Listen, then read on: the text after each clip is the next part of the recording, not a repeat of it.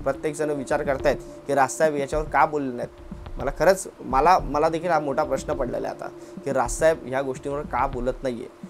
आणि हा प्रश्न खरं सामान्य जनतेला पडणारच, कारण राजसाहेबांसारखं व्यक्तिमत्व ह्या सगळ्या गोष्टींवर महाराष्ट्रातल्या शांत बसतंय तेव्हा कुठेतरी एक शंका निर्माण होते। आणि त्याच्यामुळे काय आहे याच्या मागचं राजकारण, आज एका अशा विषयावर बोलणार आहे ज्या विषयी मी आजपर्यंत कधी बोललो नाही। महाराष्ट्रीय संस्कृती आपण बोलतोय दिवसेंदिवस बिघडत चालली आहे, पण त्यामध्ये मराठीच लोक या अशा खालच्या पदाची राक्षस वृत्तीचे लोक आपल्यामध्ये राहत आहेत हे आपल्याला दिसतंय। पण तरी पण आपण त्याच्यावर कडक कारवाई का करू शकत नाही? का सरकारच्या आदेशाची निर्णयाची वाट पाहतो आपण? का कोर्टाच्या आदेशाची निर्णयाची वाट पाहतो? आज मला छत्रपती शिवाजी महाराजांचा तो काळ आठवतोय जेव्हा छत्रपतींच्या दरबारामध्ये असा न्याय व्हायचा की जागीच वरून फेकून द्यायचे, हत्तीच्या पायाखाली द्यायचे। ह्या सगळ्या गोष्टी करत असताना कुठेही कुठल्या कोर्टाची किंवा कुठल्या गोष्टीची कोणाला विचारपूस करणे या सगळ्या गोष्टी कुठे नव्हत्याच। पण आता ही लोकशाही आपल्यामध्ये आली ना तेव्हापासून आपल्या सगळ्या गोष्टींची आहे ना पूर्तता करावी लागते। सगळ्यांना विचारावं लागतं की हे योग्य आहे का, मग त्याच्यावर कोणतरी उठतोय, मग त्याच्यावर कोणतरी बोलतोय। म्हणून सगळ्या गोष्टी आता आपल्याला माहिती आहे। हे प्रकरण संतोष देशमुख प्रकरण, आता ह्या संतोष देशमुख सरांना जे काय मारले गेलेले मित्रांनो, तुम्ही 2-3 महिने ऐकताय, मला खास करून ना धन्यवाद द्यायचे ते जितेंद्र आव्हाड आणि आपले सुरेश धस यांचं। कारण ह्या लोकांनी हे 2 आणि अजून 1-2 जण आहेत जे पुढे येऊन या वाल्मिक कराडाचं नाव घेऊन ज्या सगळ्या गोष्टी त्यांच्या मांडल्यासमोर जनतेसमोर मांडल्या आहेत। खरं त्या विधानसभेमध्ये हिवाळी अधिवेशनामध्ये जर काही मुद्दे त्यांनी मांडलेच नसते ना तर हा विषय तिकडच्या तिकडे दाबला गेला असता, जसा वाल्मिक कराडांचा आजपर्यंत विषय दाबला गेलाय। आजपर्यंत जितेंद्र आव्हाड यांच्याबद्दल माझ्या मनामध्ये तिरस्कार होता की हे हिंदू विरोधी आहेत म्हणून, हे हिंदूंच्या विरोधात बोलतात। आज मित्रांनो मला खऱ्या अर्थाने कळलं की यांच्यामध्ये माणुसकी आहे। आणि वारंवार जनतेसमोर महाराष्ट्रातल्या वारंवार नाव घेऊन सांगणारा वाल्मिक कराड म्हणून हे जे 2 आहे सुरेश धस साहेब आणि आपले हे जितेंद्र आव्हाड साहेब, त्यांचं खरं मी मनापासून पहिलं तर कौतुक करतो, त्यांचं मी आभार मानतो। महाराष्ट्रातल्या अशा विषय खरं तर हिवाळी अधिवेशन असेल किंवा तुमचे विधानसभेचे अधिवेशन असेल त्यामध्ये घेणं हे गरजेचं असतं। ह्या दोघांचंच आभार नाही तर त्याचबरोबर भरपूर लोक आहेत विधानसभेत बोलले, त्या सगळ्यांचा मी मनापासून आभार मानतो। आज मला असं वाटतं संतोष देशमुख सरांना एक कुठेतरी पहिली पायरी असेल जी न्याय मिळाली म्हणून।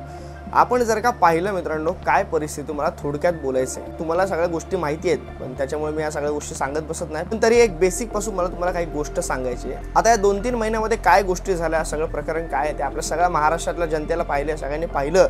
ते काल परवाचे फोटो जे काय पाहतोय आपण संतोष देशमुख सरांना जसं मारलंय त्या सगळ्या फोटोपर्यंत जे प्रकरण आहे त्या सगळ्या, मग ते धनंजय मुंडेचा राजीनामा असेल, ह्या सगळ्या गोष्टी आपण पाहतोय। सुरुवातीपासून काही गोष्ट सांगायची, व्हिडिओ थोडा मोठा होईल, तुम्ही कृपया शेवटपर्यंत पहा, कारण पहिल्यांदा मी या विषयावर बोलतोय, आजपर्यंत मी बोललो नाही। मित्रांनो असं म्हटलं जाते धनंजय मुंडे यांच्या हाताखाली काम करणारा म्हणजे यांचाच कोण बोलतात ना त्यांना सपोर्ट करणारा एक म्हणजे वाल्मिक कराड, आणि वाल्मिक कराडच्या खालचे हे सगळे सुदर्शन घुले वगैरे हे सगळे जी गँग होती जी त्यांची हप्ता वसुली करणे किंवा खंडणी गोळा करणे हे अशी सगळी गँग होती। ही गँग इकडे खंडणी वसूल करण्यासाठी गेली आणि मग तिकडे जी बाताबाजी झाली आपल्या सगळ्यांना ती गोष्ट माहिती आहे। मग तिकडे त्या सिक्युरिटी गार्डने संतोष देशमुख सरांना फोन केला, मग संतोष देशमुख सर आले, ती बाताबाजी झाली, तिकडे काही हात उचलण्यात आले, सगळ्या गोष्टी झाल्या आणि त्याच्यानंतर पुन्हा गोष्टी वरच्या लेवलला जाणार असं वाटत होतं। आणि त्याच्यानंतर धनंजय आपले देशमुख साहेब म्हणजे संतोष देशमुख यांचे भाऊ यांनी काही गोष्टी आता वाढवू नका, पुढे बंद करा या सगळ्या गोष्टी असं म्हणून यांची भेट देखील घेतली, त्यांना सगळ्या गोष्टी सांगितल्या। आपण तो हॉटेलमधला व्हायरल व्हिडिओ पाहिला असेल, त्या सगळ्या गोष्टी झाल्या। पण तरी त्याच्यानंतर मित्रांनो संतोष देशमुख सरांना टार्गेट करण्यात आलं आणि मग त्याच्यानंतर त्यांना त्यांची गाडी चालली असताना त्यांचे मामे भाऊ कोण होते ते ड्रायव्हिंग सीटवर होते, मोठा दगड त्यांच्या गाडीवर टाकण्यात आला, संतोष देशमुख सरांचं अपहरण करण्यात आलं। आणि त्याच्यानंतर अपहरण केल्याच्या नंतर आपले जे ड्रायव्हर सीटवर बसले होते त्यांचे भाऊ त्यांनी पोलीस स्टेशनमध्ये जाऊन कंप्लेंट करण्याचा प्रयत्न केला, पण पोलिसांनी टाळाटाळ केली। आणि त्याच्यानंतर 3 तासानंतर पोलिसांनी काहीच प्रत्युत्तर दिले नाही। वरचे या प्रोटोकॉल्स असतात या सगळ्या गोष्टी सांगत बसत, हे पोलीस आपल्या दरवेळेस असतं पोलिसांचं। मला या खरं पोलिसांची यांना लाज वाटते, ह्या अशा पोलिसांना यांना जागेच सस्पेंड केलं पाहिजे। खरं मित्रांनो एक गोष्ट तुम्हाला सांगू का, ह्या सगळ्या पोलिसांना पाळणारे असतात ना हेच नेते, मंत्रिमंडळातले नेते, आणि ह्याच्या मंत्रिमंडळातले नेते हे सगळ्या पोलिसांना पाळतात आणि पोलिसांना पाळत असताना काही गुंडे पाळतात आणि हे गुंडे जे आहेत ना हे अशा प्रकारची कामं करतात। तिकडे मग सामान्य जनता आहे ती घाबरली जाते, सामान्य जनता जाणार पोलीस स्टेशनमध्ये कंप्लेंट करणार, तर त्यात हे पोलीस आणि हे जे कार्यकर्ते पाळून ठेवलेले आहेत गुंडे जे खंडणी वसूल करण्यासाठी आलेले असतात ते, हे दोघांचे चांगले संबंध असतात, ते त्यांच्यावर काही गुन्हे दाखल होत नाही, ते त्यांच्यावर सामान्य माणूस एखादा गुन्हा दाखल करायला गेला की त्याला मग ते डावललं जातं, ह्या सगळ्या गोष्टी होतात. आणि या सगळ्या गोष्टी होत असताना ह्या वाल्मिक कराडावर आरोप झालेत की त्यांनी भरपूर आजपर्यंत खून केलेले आहेत. आजपर्यंत अशा भरपूर खून लोकांसमोर आले नाही आहेत.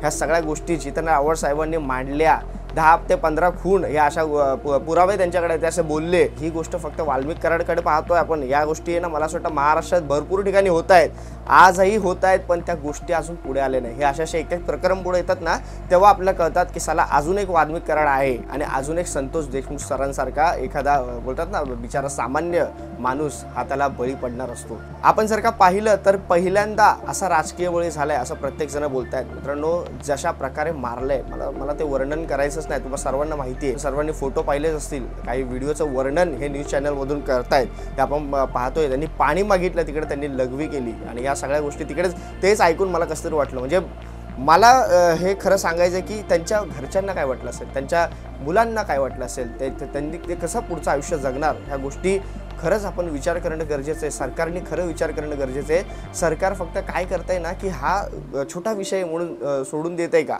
ह्या सगळ्या गोष्टी पण पाहणं गरजेचं आहे की अरे हा ठीक आहे, महाराष्ट्रात भरपूर ठिकाणी अशा गोष्टी होतात, त्यात ही एक गोष्ट मोठी होऊन बाहेर आली आहे, तर त्याच्यावर बोलतात ना की काय गांभीर्याने लक्ष द्यायचं. ते हे सरकारला ती गोष्ट झाली आहे ना, मला असं वाटतं त्याचं दुःख नसेल, पण ह्या गोष्टी बाहेर आल्या ना ज्या प्रकारे, त्याचं दुःख आहे असं मला वाटतं. आणि त्याचमुळे मित्रांनो, आपण काही लोक नेत्यांचं स्टेटमेंट आहे, अरे या गोष्टी काय फक्त इकडेच नाही आमच्याकडे पण होतात, ह्या सगळ्या गोष्टी होतात ना, पण त्या गोष्टीला आळा कसा घालता येईल. आणि मला असं वाटतं छत्रपती शिवाजी महाराजांच्या काळात जसं मी तुम्हाला सांगितलं जागेत शिक्षा व्हायची ना, तशी शिक्षा कशी करता येईल ना, याकडे मला असं वाटतं सरकारने लक्ष देणं गरजेचं आहे. अरे त्या अक्षय शिंदेला एन्काउंटर केलं ना, त्याचा लोकांनी डोक्यावरच घेतलं ना, तुम्हाला अशा गोष्टी करा ना, आणा ना साला त्यांना लोकांमध्ये सोडा ना, द्या ना त्या संतोष देशमुख सरांच्या घरच्यांना, हे सगळे जे गुन्हेगार आहेत त्यांना साला त्यांना मारू देत, त्यांचा खरं हक्क आहे. त्यांची आई जी बोलली ना, संतोष देशमुख सरांची आई, हे माझ्या मुलाला मारलंय, मला पण त्यांना असंच मारताना, त्यांना असंच मरताना बघायचं आहे. खरं आहे ना, ह्या देशमुख सरांच्या कुटुंबाच्या हवाली ह्या भडव्यांना दिलं पाहिजे. खरंच ही विनंती आहे सरकारला की शिक्षा काय असली पाहिजे, तर ती फाशी वगैरे त्यानंतरची गोष्ट आहे. मला असं वाटतं ना, ही कायद्याच्या पुढे जाऊन तुम्ही शिक्षा द्या. हे सगळे जे गुंडे ज्यांनी मारले ना संतोष देशमुख सरांना, ह्या सगळ्यांना उचलून त्या देशमुख कुटुंबाच्या घरच्यांना द्या, स्वाधीन करा आणि त्यांना जे काय करायचं त्याचं त्यांना करू द्या भर चौकामध्ये, आणि त्याचा तमाशा लोकांना बघू द्या. कारण ना मित्रांनो, ही एक ना भीती असली पाहिजे सरकारची, कारण सरकारची भीतीच नाही आहे. हे लोक उडतात कशावर, कारण मला सरकारचा पाठिंबा आहे, सरकारचा सपोर्ट आहे म्हणूनच उडले ना हे लोक. कारण कुठल्या मंत्रिमंडळातला कुठला तो सरकारमधलाच मंत्री ना, ते धनंजय मुंडे यांचं नाव आलं, ते सरकारमधलेच मंत्री होते, त्यांनी स्वतः मग राजीनामा दिला. ह्या सगळे सरकारच्या जीवावर उडतात, त्यांना कुठेतरी पॉलिटिकली सपोर्ट असो म्हणून सगळ्या गोष्टी होतात ना, आणि त्यातमध्ये सामान्य माणूस भरकटला होतो. ह्या लोकांची ना मानसिकता का ती आता ठरायला जाते, कारण त्यांच्या मागे ह्यांचे बाप बसलेले आहेत, आणि ह्यांचा पण बाप म्हणजे हे सगळे जे सरकारमधले मंत्रिमंडळ असतात ना, त्यातले नेते बसलेले असतात. त्याच्यामुळे मित्रांनो, ह्यांची हिंमत होती. आजपर्यंत आपण परप्रांतातल्या लोकांना बोलवतो की ते लोक इथे येऊन गुन्हे करतायत, इथे येऊन सगळे दादागिरी करतायत, पण आज मला खरंच बोलतात ना, एक राग आणि द्वेष या महाराष्ट्राबद्दल, या मराठी माणसाबद्दल वाटतोय. हे बडवे जे मराठी आहेत ना, ज्यांनी असे क्रूर पाप केलेले, मित्रांनो, काय त्यांना काय माणुसकी तरी असेल की नाही यार. म्हणजे काय मारताय तुम्ही, एवढं मारताय त्यांना, त्या बिचारांना. तेच बोलताय मला माझ्या मुलांकडे जाऊ दे, मला माझ्या लोकांसाठी जगू दे, झाले तुझं सगळं मी मान्य करतो, मला माफ करा, ह्या सगळ्या गोष्टी ते बोललेच असतील ना, पण तरी ह्या भडव्यांनी त्यांना सोडलं नाही. उलट त्याचे फोटोज काढून, त्याचे व्हिडिओ काढून, त्याचे व्हिडिओ कॉल करून कुठल्या त्या भडव्याला दाखवत होते. हे द्या त्या कुटुंबाच्या हवाली करा या भडव्यांना, कारण ह्या अशा पुढे ना हिंमत नाही झाली पाहिजे. काय ते मी कॉल रेकॉर्डिंग पाहिली, त्याच्यामध्ये काय तो बोलला, आपल्या जर का सगळेजण आले आणि आपल्यामध्ये असे उभं राहिलेत येऊन, तर आपल्याला काम करता येणार नाही, असं कोणतरी तो वाल्मिक कराड वाटतं बोलला असं.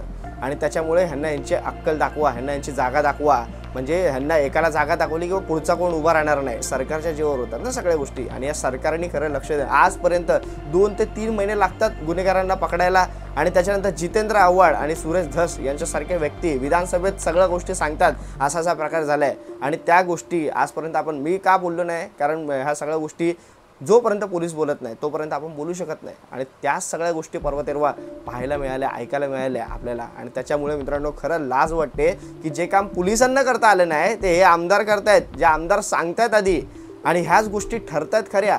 म्हणजे ह्याच्या मागे किती घाण राजकारण असेल, हे मधले आतलं जे राजकारण आहे ना, जे सामान्य माणसापर्यंत पोहोचवायचं नसतं, ह्या सगळ्या गोष्टी चालू आहेत. आणि ह्या सगळ्या गोष्टी मित्रांनो, हे असले आमदार, मला खरं त्या जितेंद्र आव्हाड आणि ते सूरज दसांचं मी ना कौतुक करतो. आणि दुसरी गोष्ट, त्या सूरज दसांचं पण देखील काल एक कार्यकर्ता त्यांचा कोणतो भोसले म्हणून, त्याचा देखील एक व्हिडिओ व्हायरल झाला. हे सगळं करतात ना, कोणाच्या जीवावर करतात? हे सरकारमधले नेते, ह्यांना पाठिंबा असतो. आमच्या मागे कोण? तर आमचा बाप आहे, आमचा आका आहे. तर तो आका आका शब्द जाम व्हायरल होत चाललाय, पण मित्रांनो खरं ही गोष्ट खरी आहे, यांच्या मागे ना कोण ना कोण आका असतो. आता ह्या सगळ्या गोष्टींवर तुम्ही एक गोष्ट नोटीस केली का, की ह्या सगळ्या गोष्टींवर राज ठाकरे साहेब का नाही बोलले आजपर्यंत? का ते शांत आहेत? ह्या सगळ्या गोष्टी का त्यांना बोलायच्या नाहीयेत? याचा आपण कधीच विचार केला नाही. का राज ठाकरे शांत आहेत ना, याचं मला वाटतं उत्तर हे गुढीपाडव्याच्या मेळाव्याला देतील. कारण राज ठाकरे असे व्यक्तिमत्व आहेत ना, राज साहेब आपले असं व्यक्तिमत्व आहेत की मित्रांनो, ते सगळ्या गोष्टी आधी पाहतात, त्याचं निरीक्षण करतात. कोण काय बोलतोय, काय गोष्ट झाले, कोण कशा पद्धतीने काम करतंय, ह्या सगळ्या गोष्टी मला असं वाटतं ना मित्रांनो, राजसाहेब आता गुढीपाडवा मेळाव्याला बाहेर काढतील. आणि बाहेर काढल्याच्या नंतर हे सगळे जे आहेत ना, त्यांचे सगळ्यांना बोलतात ना घोडे लावणार राजसाहेब, मला असं वाटतंय.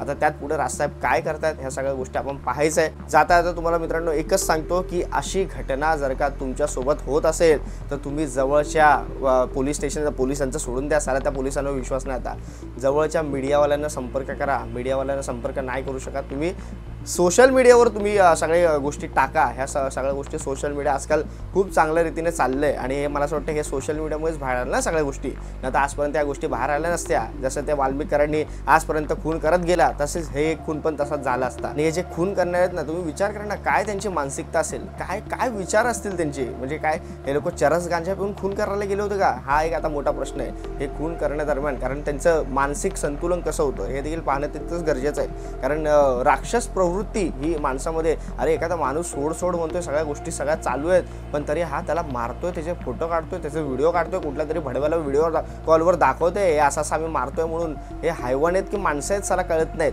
या अशा गोष्टींवर मला असं वाटतं हे राजसाहेब बोललेच पाहिजेत. आणि माझी विनंती आहे खरं राजसाहेबांना, आज माझा व्हिडिओ पाहतात महाराष्ट्रातले महाराष्ट्र सैनिक, प्रत्येकजण विचार करतायत की राजसाहेब याच्यावर का बोलले नाहीत. मला खरंच मला देखील हा मोठा प्रश्न पडलेला आहे आता की राजसाहेब ह्या गोष्टींवर का बोलत नाही आहे.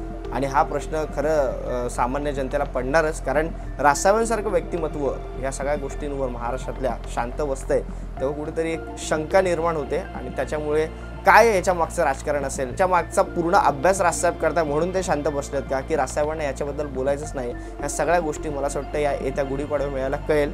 आणि तेव्हा तोपर्यंत आपण पाहूयात काय. पण जाता तर माझी ही खरं विनंती आहे, सगळे बोलतात त्यांना फाशीची शिक्षा द्या, या सगळ्या गोष्टी करा. माझी खरंच कळकळीची सरकारला विनंती आहे, याच्या पुढे जर का अशा गोष्टी घडणार असतील, ज्यांच्यासोबत या गोष्टी घडल्यात त्यांच्या कुटुंबाला, हे असे बडवे असतात ना जे आरोपी, त्यांना सुपूर्त करा या कुटुंबांना त्यांच्या. कारण त्यांच्या कुटुंबापेक्षा जास्त दुःख कोणाला नसतं. आणि हे खरं मित्रांनो, त्यांची मुलं, आज त्यांची मुलगी, हुशार मुलगी आहे त्यांची, ती आज काय मीडियामध्ये बोलते, सगळ्या गोष्टी लॉचा मला वाटतं अभ्यास पण करते. ती तिच्या आयुष्यामध्ये शिक्षणामध्ये चांगलं करत होती, पण मध्येच असं वडिलांचं निधन म्हणजे काय रे यार, हे क्रूरता निधन, या दुःखद निधन, हे अशा गोष्टीचं खरं म्हणजे ना ते ऐकवतच नाही आहे या गोष्टी सगळ्या. आणि या सगळ्या गोष्टी त्या बाळांनी कसं सहन केलं असेल यार. मग खरं हॅट्सऑफ त्या मुलीचं पण, त्या मुलाचं पण, त्या कुटुंबाचं हॅट्सऑफ. खरं त्यांच्या मागे खंबीरपणे आपण उभं राहणं गरजेचं आहे. आणि खरंच माझी विनंती आहे सरकारला, त्या आरोपींना या संतोष देशमुखच्या कुटुंबाकडे सुपूर्त करा. आणि त्यांना जी काय शिक्षा द्यायची आहे ह्या संतोष देशमुखांच्या कुटुंबांना, ती त्या आरोपींना देऊ द्या. ह्या सरकारने याच्यामध्ये नका पडू दे, माझी ही विनंती आहे खरं. कारण त्यांच्या कुटुंबावरती बितली, तर त्याच्यामुळे आपण सरकार म्हणून शिक्षा द्याल कायदे काढून. ह्या कायदे काढून ह्या सगळ्या गोष्टी बाजूला ठेवा. साला हे ना इथे ना लागतं मनाला ह्या गोष्टी सगळ्या. आहे ना, मध्ये तुम्ही ते अक्षय शिंदेचा स्वतः एन्काउंटर केला, तो विषय संपवला ना, तसा हा विषय संपवा, पण हे संतोष देशमुखांच्या कुटुंबाकडे देऊन संपवा. एवढंच बोलतो, तुर्तास थांबतो. मित्रांनो, तुम्हाला काय वाटतं संतोष देशमुख सरांबद्दल हे मला कमेंटमध्ये नक्की सांगा. तुर्तास थांबतो. जय हिंद, जय महाराष्ट्र.